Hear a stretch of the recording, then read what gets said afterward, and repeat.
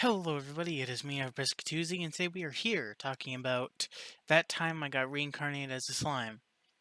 Now, this manga, I heard that it was a good series, and I heard that it was somewhat of a Transport to Another World series. I guess it is Transport to Another World series, but with a twist, with the main character turning into a slime instead of still being human.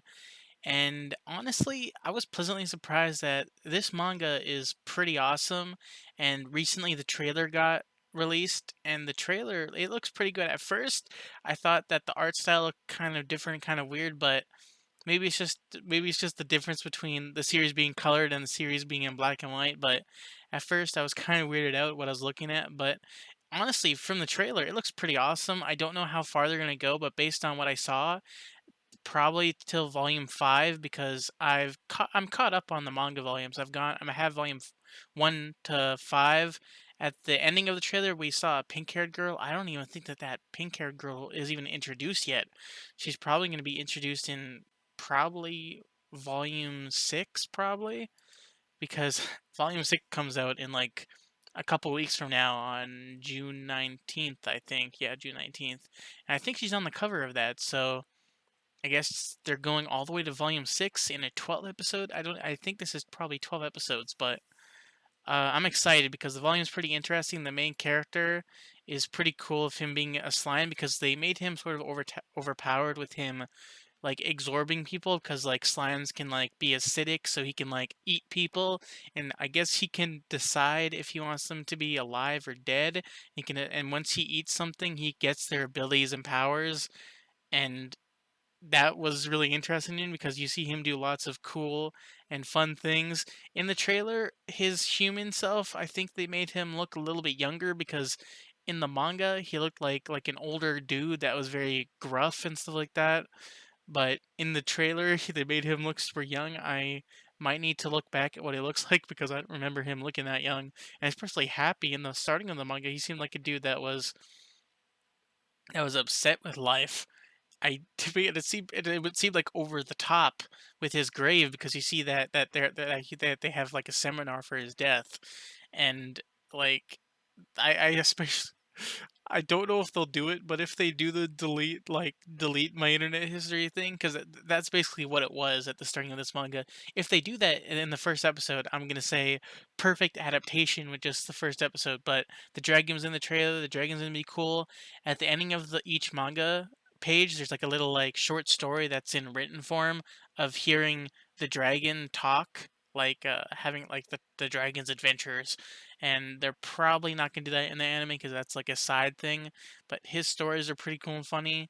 He might be the narrator to the story. Probably he's probably going to be voiced by a dark voiced voice actor. I think it's called Seiryu. They call voice actors Seiryu in Japan. よし、俺様が相手だ。But I'm pretty excited for this anime, and then the manga, the overall story with the goblins is pretty interesting, especially the girl that the slime guy meets that has flame powers, and then lots of stuff going on with that. And I would probably say that the storyline with the flame girl is pretty interesting. I'm gonna like seeing it animated with because of the way that works, and especially the way that he gets his human form. That's gonna be interesting. It will probably be censored, but I'm pretty sure in the manga they didn't show that much either. But it's gonna be interesting seeing the way that the characters interact, the goblins, stuff like that. The dwarfs. I don't even think that they even show the dwarfs, but it's gonna be interesting seeing the dwarf stuff.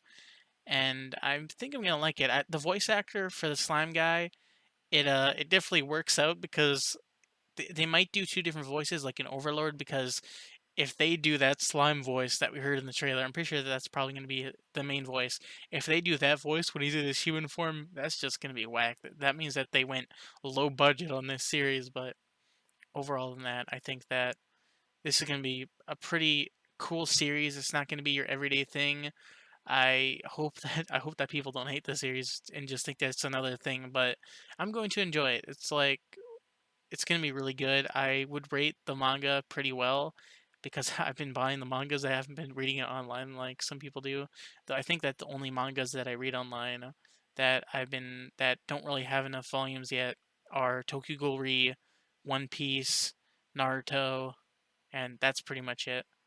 I don't really read anything else. I've been also the Promised Neverland because the manga is gonna take a while to catch up to that because I think the Promised Neverland is in the 90s now or even in the hundreds online. So I hope you have enjoyed this video slash slight review. I'm not saying everything that I liked about it or everything that I hated about it, but if you enjoyed this video, leave a like. Dislike this video if you thought that this review wasn't as informative, but did I say my rating? I would rate the manga like an 8, 7 or an 8. I think that's the same that I gave to Citrus, but yeah. But yeah. So I'll see you guys in the next video and bye.